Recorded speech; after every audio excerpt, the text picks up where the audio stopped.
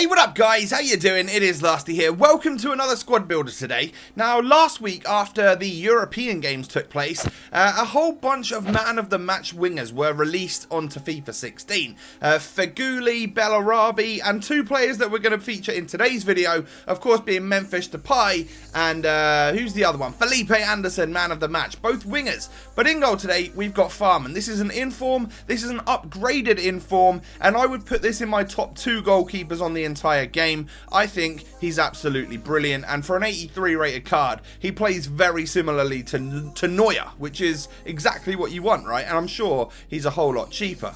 We got Danny Rose at left back, who I have to say, extremely impressed with this time around using him, and this guy as well is rapid. This is an upgrade here. Bruno Perez, he's a default right wing back, I believe he is, but you can of course move him to right back for dead cheap, and he is very, very good and very quick, and he helps out when you're using a centre back here, Howardez, who's actually a little bit slower.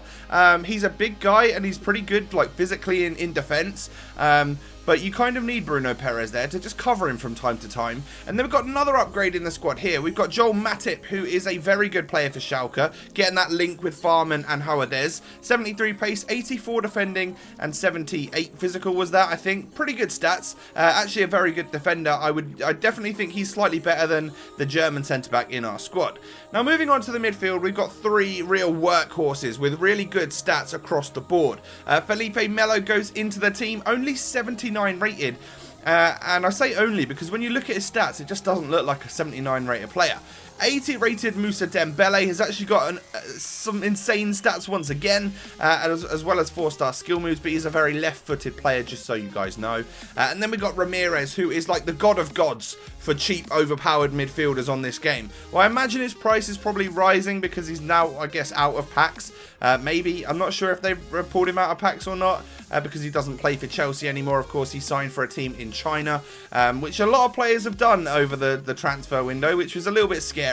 But then our front 3 looks like this. I've gone for the Chelsea Pato. I really wanted to use him in today's video. He, of course, fits the bill of being Brazilian for Felipe Anderson and being in the Premier League for Memphis Depay. And we'll talk about Depay first. He's 82 rated, and at the current time of recording has 4-star skill moves. There's a possibility that we're all thinking skill upgrades could be a thing at some point in the near future. Not sure when or if that would happen, but Memphis is possibly a sort of player that could get upgraded. Then we got Felipe Anderson. This is his second special item and his second or third different position, which is great. He's got a left wing for his regular card, a cam inform, and then a right wing man of the match, and I think that's awesome. That's a lot of variety to be able to use him in different positions. Really, really like that, and he obviously plays all over the place for Lazio, so that's quite interesting as well.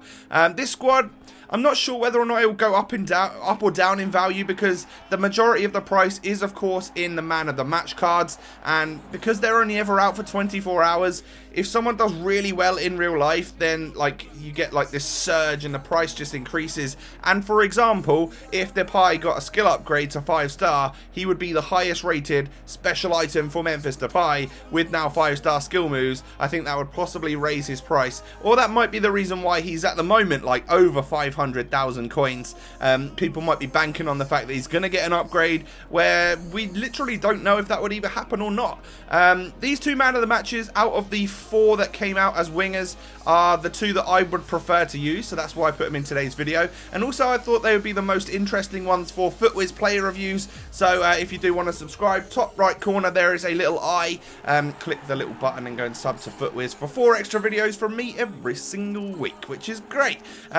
Most of the goals did come from them actually. One thing I have to say about Alex Pato is he's a very good like provider. Obviously what I was trying to do when I was using this team was to get the ball up as far as possible and then drift it out wide to one of my forwards to score a goal.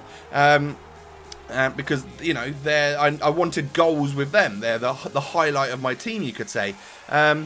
But Pato was very, very good at providing for him. He's got loads of assists on his goal record, which is brilliant. But I didn't find him to be in front of goal, ready to shoot and score, as much as I did my left forward and my right forward, which is slightly odd in this 4-3-2-1 formation. You guys know it by now. This is my favourite formation in the game. I just think that I play the best FIFA with this formation.